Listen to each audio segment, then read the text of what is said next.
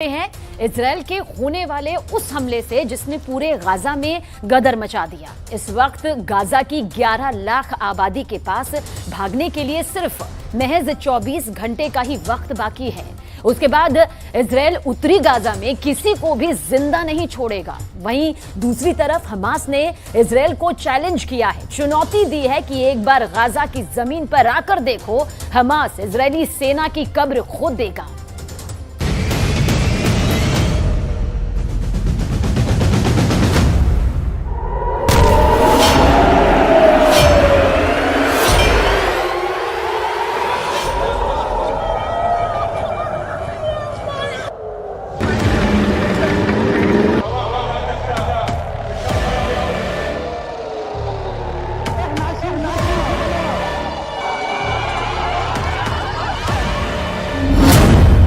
Israel में युद्ध सरकार, हमास को दिया मृत्युदंड।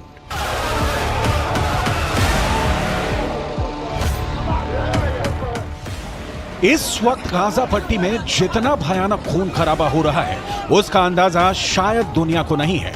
41 किलोमीटर लंबी और 12 किलोमीटर चौड़ी गाजा पट्टी में हमास के हजारों लड़ाके इजरायल से जमीनी जंग करने के लिए बुरी तरह से मचल रहे हैं।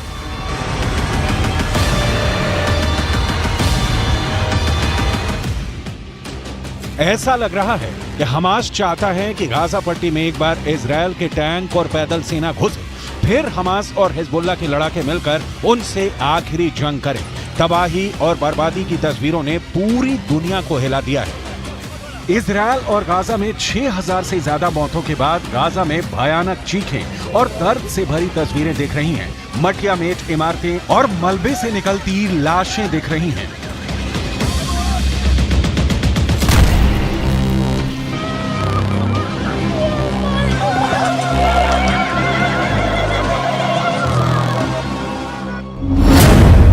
उत्तरी गाजा में सर्वनाश, दक्षिण में भागो 11 लाख।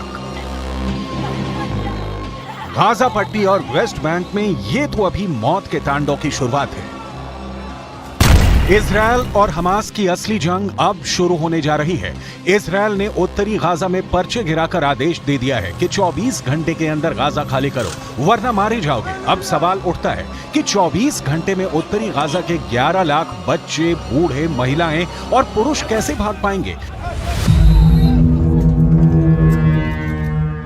हम आपको बताएंगे कि इजरायल ने गाजा पट्टी का पूरी तरह से सफाई का क्या प्लान तैयार किया है और हमास और हिजबुल्लाह ने इजरायल से गाजा में आखिरी युद्ध करने का फैसला किस जगह पर किया है। हमास हिजबुल्लाह का चैलेंज, हार जाएगा इजरायल।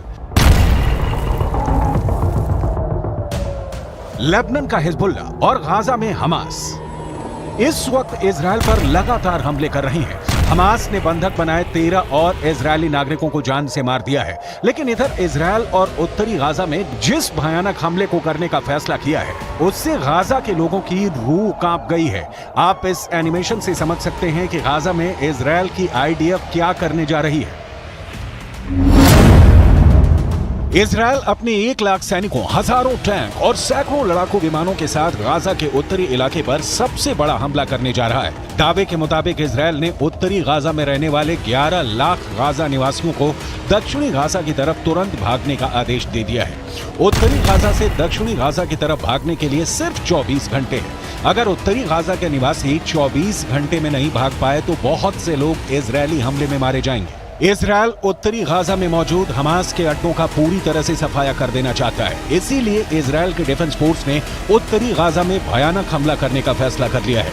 इजरायल के इस हमले में टैंक से भयानक फायरिंग होगी, जबकि एयर स्ट्राइक से उत्तरी गाजा में मौजूद हमास के हर इमारत, कमांड सेंटर और अड्डों को इजरायल तबाह और बर्बाद कर देगा। यूएन ने इजरायल के इस फैसले को सबसे बड़ी मानवीय त्रासदी वाला फैसला बताया है। उत्तरी गाजा में सर्वनाश, दक्षिण में भागो 11 लाख।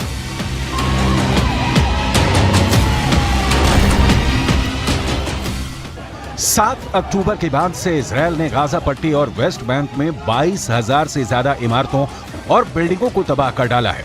फिलिस्तीन और गाजा के सैकड़ों लोग इजरायली हमले में मारे जा चुके हैं। पश्चिमी मीडिया के दावों के मुताबिक पूरे गाजा में इजरायली हमलों ने कोहराम मचा दिया है। रिपोर्ट के मुताबिक 21 लाख की आबादी वाले गाजा पट्टी से 5 लाख के करीब गाजा निवासी जान बचाकर भाग गए हैं। इधर हमास ने गाजा पट्टी के कई लोगों को कई इलाकों में जबरन रोक दिया है ताकि इजरायल अंधाधुंध हमास के अड्डों पर हमला न कर पाए। हमास ने इजरायल की भीषण तैयारी को देखकर ऐलान कर दिया है कि इजरायल से अब असली जंग होगी। देखिए हमास के प्रवक्ता अबू उबैदा ने इजरायल और समर्थन करने वाले देशों को क्या धमकी दी है। हमास की मिलिट्री विंग ने कहा है कि वो गाजा में इजरायल के जमीनी हमलों से निपटने में माहिर हैं। हमास के मिलिट्री विंग कासिम ब्रिगेड के प्रवक्ता अबू उबैदा ने कहा कि हम अपने रक्षा के पहलुओं पर तैयारियों को फिर से दोहराते हैं, जमीन के जरिए दुश्मन पर कार्रवाई करेंगे। हमास नए घातक और खौफनाक विकल्पों को इस्तेमाल करने के लिए मजबूर हो रहा है, जिसकी वजह से इजरायल को बड़ा नुकसान होने वाला है। इजरायल जमीन पर हमास से नहीं जीत पाएगा। इन्नना क़र्ररना अन नज़अ हद्दन लिहाज़ा فإنه ومن هذه الساعة نعلن بأن كل استهداف لأبناء شعبنا الآمنين في بيوتهم دون سابق إنذار سنقابله آسفين بإعدام رهينة من رهائن العدو المدنيين لدينا وسنبث ذلك مضطرين।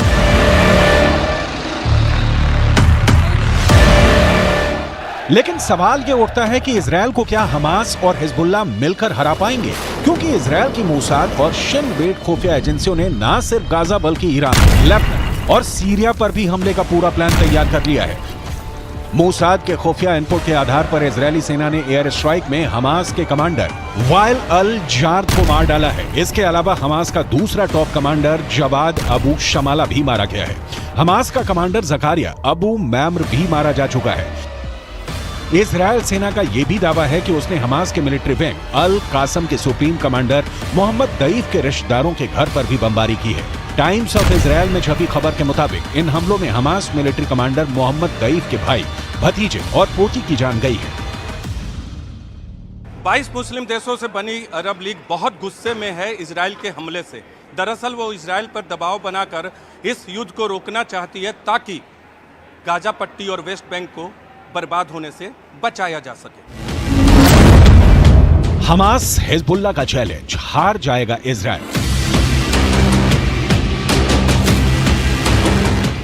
हमास के लड़ाकों के बीच चीखता हमास का मुखिया इस्माइल हानिया अपने लड़ाकों को आखिरी जंग के लिए तैयार कर रहा है। उधर दूसरी तरफ लेबनान में हिजबुल्लाह के चीफ हसन नसरल्लाह ने भी साफ साफ इजरायल, अमेरिका, जर्मनी और ब्रिटेन को चेतावनी दे दी है कि फिलिस्तीन को यूक्रेन न समझे। हिजबुल्लाह के लड़ाके उत्तर दिशा से इजरायल पर भयानक हमले करने जा रहे हैं। लेबनान सीमा पर हिजबुल्लाह के लड़ाके टैंक और मिसाइलों के साथ हमले को तैयार हैं। इजरायल के उत्तरी बॉर्डर पर अचानक हमले की जबरदस्त तैयारियां शुरू हो गई हैं। हम आपको ये बताने जा रहे हैं कि हमास किस दम पर दावा कर रहा है कि वो इजरायल को गाजा पट्टी और वेस्ट बैंक में जमीनी युद्ध में हरा देगा। जरा देखिए। टाइम्स ऑफ इजरायल के मुताबिक हमास में करीब 27,000 लड़ाके हैं। इन्हें 6 रीजनल ब्रिगेड में बांटा गया है। हमास के पास 25 बटालियन और 106 कंपनियां हैं। इनके कमांडर बदलते रहते हैं। हमास में 4 विंग है। मिलिट्री विंग के चीफ हैं ईज अद दीन अल कासिम। पॉलिटिकल विंग की कमान इस्माइल हानिया के हाथों में है। इस विंग में नंबर 2 पर है मूसा अबू मरजूक। इसके अलावा हमास का एक और खतरनाक लीडर है जिसे खालिद मशाल के नाम से जाना जाता है। हमास का मकसद है इजरायल के उन हिस्सों पर कब्जा करना जहां ज्यादातर फिलिस्तीनी है, एक स्वतंत्र देश के रूप में खुद को स्थापित करना और इस्लामिक देश की स्थापना करना। इजरायल ने गाजा पट्टी को पूरी तरह से बर्बाद करना शुरू कर दिया है। इजरायल ने हमास को कड़ी चेतावनी देते हुए कहा है कि गाजा को तब तक खाना पानी और बिजली सप्लाई नहीं मिलेगी जब तक कि हमास इजरायल के बंधकों को छोड़ नहीं देता। कुल मिलाकर इजरायल 24 घंटे में उत्तरी गाजा को पूरी तरह से रौंदने जा रहा है। अब देखते हैं कि इजरायल के इन हमलों का सामना हमास और उसके समर्थक कैसे करते हैं। हमास के आतंकियों ने गाजा पट्टी के अस्तित्व को ही संकट में डाल दिया। इजराइल के ऑपरेशन लोहे की तलवार ने गाजा में कहर ढा दिया। इजराइल ने हमास से बदले की बेहद सटीक और सधी हुई ये पूरी प्लानिंग की। इजराइल के वॉर रूम में इस वक्त भी देश के 5 बड़े चेहरे फैसला ले रहे हैं, जो अपने आप में बेहद खास होंगे। इजराइल के इन 5 पांडवों के कंधे पर ही पूरे इजराइल की जिम्मेदारी है इस वक्त।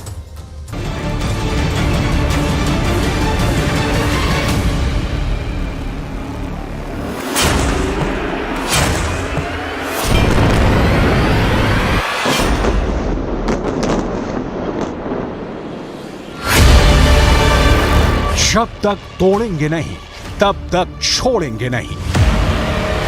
कसम देश की खाते हैं, हमास का नाश करके ही मानेंगे। गाजा पट्टी में दिया जलाने वाला नहीं बचेगा। दिवाली के पहले गाजा का नाश निश्चित। 41 किलोमीटर में 41,000 बम बरसाएगा इजराइल।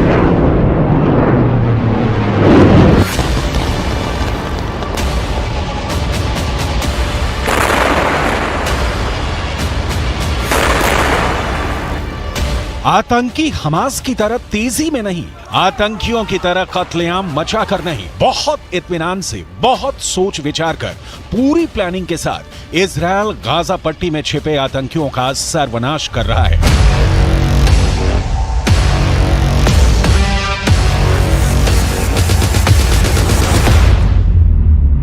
इस सर्वनाश की स्क्रिप्ट इजराइल के 5 टॉप लीडर्स ने लिखी है। इन 5 चेहरों ने हमास के अंतिम आतंकी के जिंदा रहने तक हमले की डिटेल रिपोर्ट तैयार की है। लिहाजा गाजा को मिट्टी में मिला देने वाले हमले से इतर आज 5 चेहरों की डिटेल आपको दिखाते हैं। इजराइल की हिफाजत की जिम्मेदारी इन्हीं 5 कंधों पर है, जो सीधे प्रधानमंत्री बेंजामिन नेतन्याहू को रिपोर्ट करते हैं, जिनके एक आदेश पर इजराइल से गिरी मिसाइल हमास के अस्तित्व को मिटा रही है।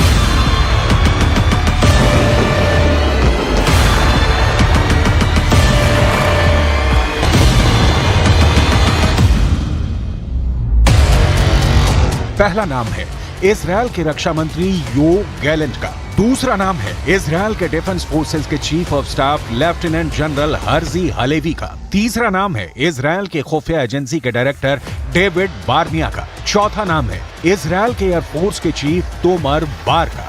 और 5वां नाम है विपक्षी दल के नेता बेनी गैंट्स का, जिन्होंने वर्तमान सरकार के साथ सारे मतभेद भुलाकर युद्ध कैबिनेट का गठन किया है। रणनीति, कूटनीति, हमला और उसका तरीका, इजराइल के इन 5 शहरों पर ही टिकी है हमास के विनाश की संपूर्ण कहानी। आपको एक एक कर इन 5 चेहरों की पहचान, इनकी जिम्मेदारी और इनके एक्शन की डिटेल दिखाएंगे। लेकिन उससे पहले इजराइल में गठित युद्ध कैबिनेट क्या है, समझ लेते हैं। मुसीबत में इजराइल के लोग और इजराइल की सियासत बिल्कुल एकजुट है। युद्ध कैबिनेट इसकी मिसाल है। दरअसल विपक्षी नेता ने नेतन्याहू सरकार से सारे अपने मतभेद भुला दिए हैं, ताकि हमास के खिलाफ युद्ध में सियासत कोई खलल पैदा न करे।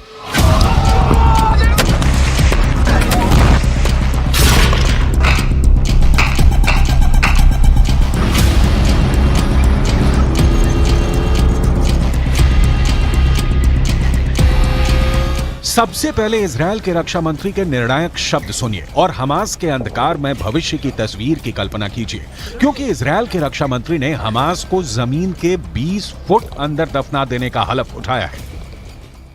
אנחנו נשנה את פני המציאות ברצועת עזה 50 שנה קדימה. מה שהיה הוא לא מה שיהיה. אנחנו נפעל במלוא העוצמה. אני מבקש מאזרחי ישראל להתאזר בסבלנות, לגבות את צה"ל ואת כוחות הביטחון. योव गैलेंट पिछले साल यानी 2022 से इजराइल के रक्षा मंत्री हैं। इससे पहले योव गैलेंट आर्मी में इजराइल के दक्षिणी कमांड के हेड थे। आर्मी बैकग्राउंड होने के कारण योव गैलेंट का काम और आसान हो जाता है। हमास के आतंकियों की टेक्निक और उनके हमले की क्षमता से इजराइल के रक्षा मंत्री परिचित हैं। इसलिए इनकी रणनीति जमीन पर कारगर दिख रही है। इजराइल के रक्षा मंत्री के साथ कंधे से कंधा मिलाकर काम करने वाले हैं इजराइल का इस वक्त दूसरा सबसे अहम चेहरा, आर्मी चीफ का। Herzi Halevi Israel defence force यानी IDF के चीफ हैं। हालेवी इसी साल जनवरी में आर्मी चीफ बने हैं। इससे पहले हालेवी भी रक्षा मंत्री की तरह इजराइल के दक्षिणी कमांड के इंटेलिजेंस चीफ थे। על המתקפה המתועבת הזו החליט יחיא סינואר, הריבון ברצועת עזה, ולכן הוא וכל המערכת שתחתיו הם בני מוות. אנחנו נתקוף אותם, אנחנו נפרק אותם, נפרק את המערכת שלהם. जो गैलेंट हर्जी हालेवी के साथ हमास के खात्मे की स्क्रिप्ट जिसने तैयार की है उसका नाम है डेविड बार्निया। डेविड बार्निया ने 2021 में यानी 2 साल पहले दुनिया की सबसे तेज तर्रार खुफिया एजेंसियों में नंबर 2 मोसाद के डायरेक्टर का पद संभाला था। डेविड बार्निया की तो पढ़ाई लिखाई ही मिलिट्री स्कूल में हुई है और इसके बाद डेविड बार्निया ने मिलिट्री में नौकरी भी की है। जो गैलेंट, हर्जी हालेवी और डेविड बार्निया इन तीनों के अलावा और 2 चेहरे हैं जिन्होंने युद्ध में इजराइल की बागडोर संभाल रखी है। लेकिन इन 2 चेहरों की जिम्मेदारी और एक्शन की डिटेल आगे दिखाएंगे। उसके पहले इजराइल ने हमास के द एंड की जो प्लानिंग की है उसे समझना बहुत जरूरी है। असल में अब तक गाजा पट्टी पर हमले के लिए इजराइल अपनी मिसाइलों का इस्तेमाल कर रहा है। इजराइल की एयरफोर्स अपनी तकनीक और हमले के लिए स्ट्रेटजी के लिए जाना जाता है। लेकिन अब इजराइल का फैसला दिख रहा है कि वो अब गाजा पर सिर्फ आसमानी हमले नहीं बल्कि हमास के खिलाफ जमीनी हमले की तैयारी शुरू कर दी है। इजरायली सेना के मुताबिक गाजा में हमले के लिए उसने अपने हजारों सैनिकों को तैयार कर दिया है। ग्राफिक्स के जरिए समझिए कि इजराइल ने किस तरह के अटैक का प्लान तैयार किया है। इजराइल में ये वो इलाका है जिसे इजराइल ने मिलिट्री जोन घोषित कर दिया है और इस इलाके को खाली करा लिया गया है। यानी इस जोन में अब किसी इजरायली नागरिक को रुकने की इजाजत नहीं है। उन्हें बसों में भरकर सुरक्षित जगहों पर पहुंचाया गया है और अब यहाँ सिर्फ और सिर्फ सेना के जवान मौजूद हैं और उनके साथ उनके मिलिट्री इक्विपमेंट्स हैं, हैवी मिलिट्री इक्विपमेंट्स। इजराइल की सेना ने अपने 10,000 से ज्यादा सैनिक बॉर्डर पर तैनात कर दिए हैं जो गाजा में जमीनी हमले करने के लिए सरकार के फैसले का इंतजार कर रहे हैं और सरकार का फैसला आते ही हमास के लड़ाकों पर टूट पड़ेंगे। इजराइल के बॉर्डर पर जो जवान तैनात हैं, उनकी संख्या की पूरी डिटेल इजराइल ने जारी नहीं की है। लेकिन हमास ने जिस तरह से जल, थल और नभ से एक साथ हमला किया है उसे देखते हुए इजराइल भी हर दिशा से हमला करने की तैयारी में है। गाजा की वो पहले ही नाकेबंदी कर चुका है। अब समझने की कोशिश करते हैं कि इस वक्त इजराइल की सेना किस तरीके से काम कर रही है। तो सबसे पहले ये जानना जरूरी है कि इजराइल में फ्रंट लाइन पर जो खड़े होते हैं वो इजरायली आर्मी यानी IDF के जवान। इनके पीछे होती है रिजर्व फोर्स जो बॉर्डर के जवानों को कवर फायर देती है। इन दोनों के पीछे होते हैं अगर जरूरत पड़े तब पैरामिलिट्री के जवान और उसके बाद आती है इजराइल की तेज तर्रार पुलिस और इन सबको जानकारी पहुंचाने का काम करती है मोसाद। अब की बार जिसके फेल होने पर युद्ध शुरू हो गया है। आपको आगे दिखाएंगे कि इजराइल की कुल मिलिट्री ताकत कितनी है, लेकिन उसके पहले वो 2 नाम जिन्होंने इजराइल की सुरक्षा की शपथ ली है। चौथे नंबर पर है इजराइल एयरफोर्स के चीफ मेजर जनरल तोमर बार। एयरफोर्स के चीफ बनने से पहले तोमर बार इंटेलिजेंस डायरेक्टोरेट में काम करते थे। इजराइल एयरफोर्स के चीफ मेजर जनरल तोमर बार ने ही सबसे पहले हमास के खिलाफ मिसाइलें मारने का ऑर्डर पास किया। तोमर बार को इस बात का दुख है कि उनकी सेना को रिस्पॉन्स करने में देर लगी, लेकिन अब तोमर बार के एक्शन बता रहे हैं कि वो कितने क्रोध में हैं।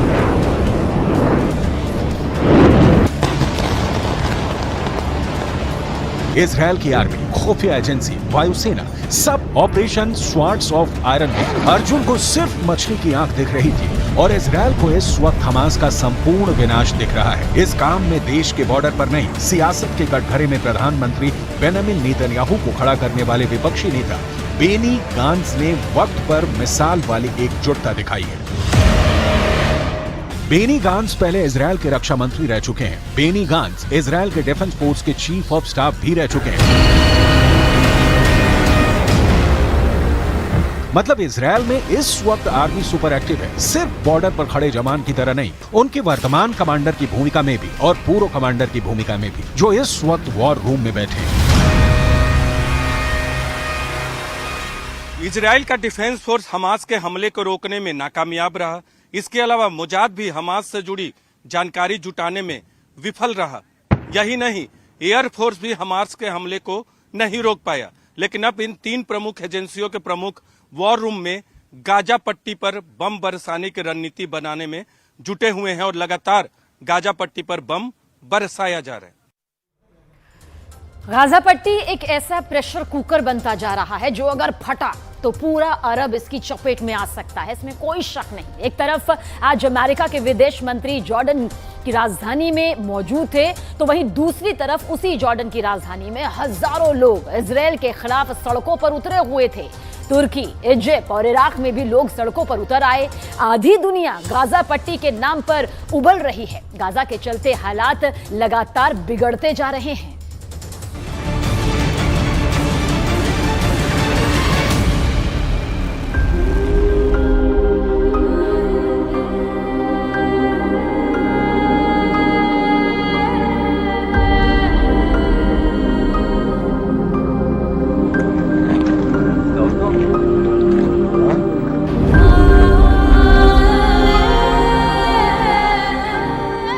गाजा में पानी खत्म हो रहा है।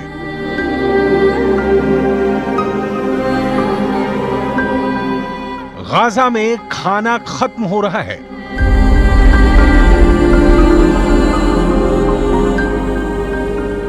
गाजा में गैस खत्म हो रही है।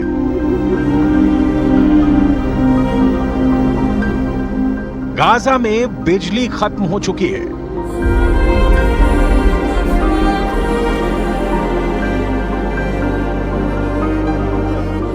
गाजा में अस्पतालों की हिम्मत टूट रही है।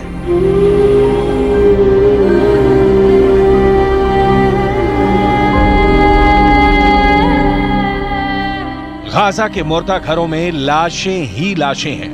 गाजा एक ऐसा नरक बन चुका है जिसमें 20 लाख से ज्यादा लोग बेचैन, बदहवास और परेशान हैं।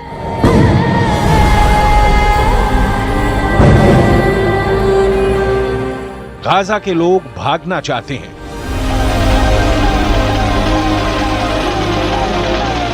लेकिन आखिर भाग कर जाएं कहां?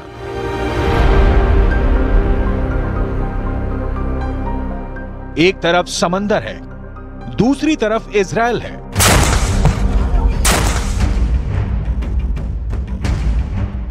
और तीसरी तरफ इजिप्ट है, जिसने अपनी सीमाओं को बेहद सख्ती से बंद कर दिया है। पीने के लिए अब समंदर का नमकीन पानी है। खंडहर बनते जा रहे गाजा का तापमान बढ़ता जा रहा है।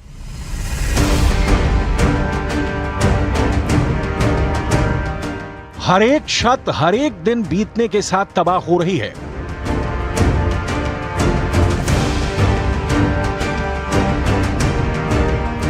और इस खतरनाक तबाही से भी ज्यादा तबाही इजरायल के लड़ाकू विमानों के बम बरसा रहे हैं।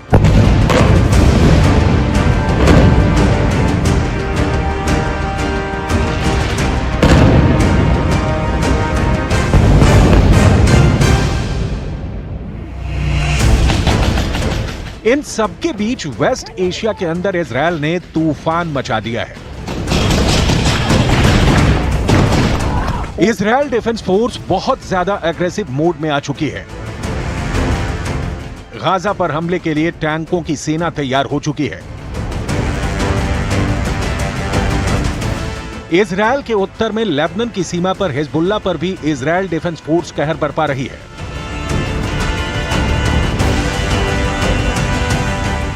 और उत्तर में ही मौजूद सीरिया के बॉर्डर पर भी इजरायल मुंह तोड़ जवाब दे रहा है।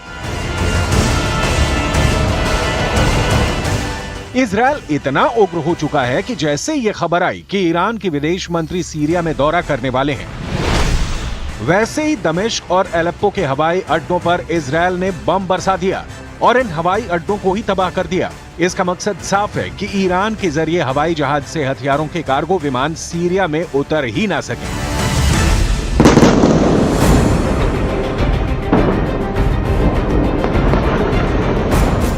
क्या वर्ल्ड वॉर शुरू हो चुका है? इस सवाल का जवाब बहुत सारे एक्सपर्ट्स हां में भी देने लगे हैं। लेकिन इस वर्ल्ड वॉर की धुरी गाजा पट्टी बन जाएगी, इसका अंदाजा किसी को नहीं था।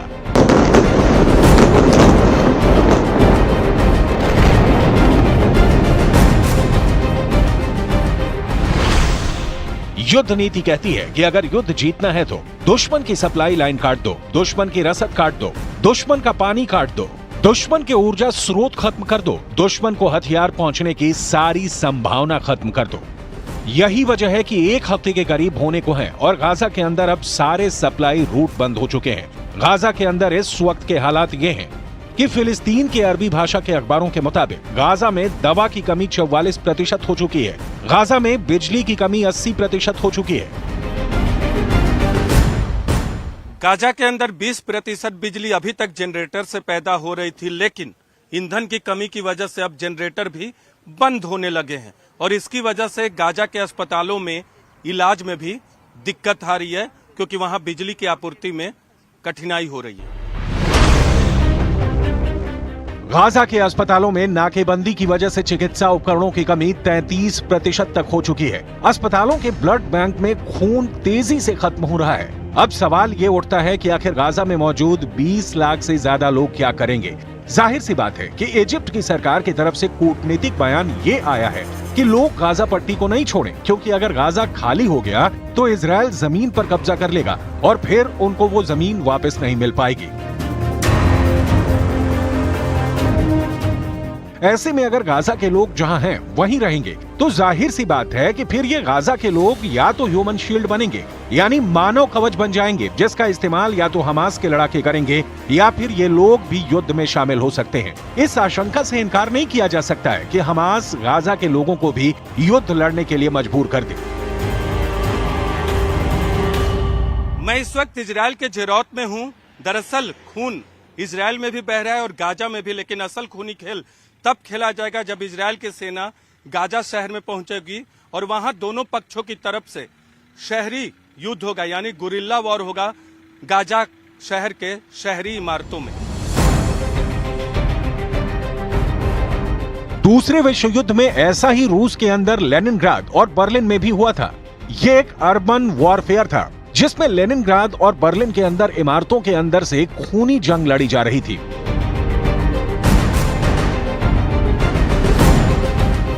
जिसमें बेहद खतरनाक जंग हुई थी। हिटलर जैसे तानाशाह की मजबूत आर्मी भी इस अर्बन वॉरफेयर यानी शहरी युद्ध को नहीं झेल सकी थी।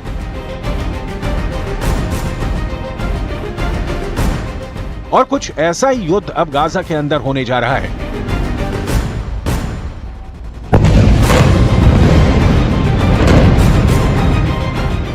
जिन इमारतों को इजरायल ने हवाई हमले करके खंडहर में तब्दील कर दिया है, उसी इमारतों के अंदर से हमास के आतंकी खतरनाक गुरिल्ला युद्ध छेड़ने वाले हैं, जिसका अंजाम क्या होगा ये कहना